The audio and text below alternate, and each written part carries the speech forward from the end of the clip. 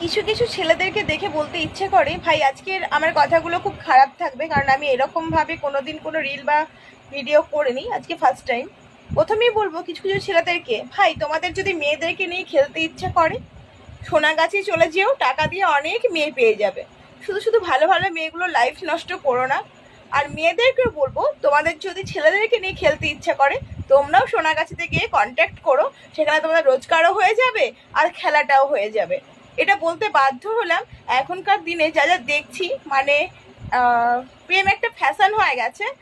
যেটা আমি বলতে চাইছি না, তো বলতে হচ্ছে যে মানে সেক্স একটা নর্মালি ব্যাপার হয়ে গেছে। সেক্ষেত্রে আমি বলতে বাধ্য হলাম সেই সব ছেলে মেয়েদেরকে যারা এই কাজকর্মগুলো করছে, আর যার জন্য অনেক ভালো ভালো মেয়ের লাইফ নষ্ট হয়ে যাচ্ছে, আর কিছু কিছু মেয়ের জন্য কিছু কিছু ভালো ভালো ছেলের লাইফ শেষ হয়ে যাচ্ছে।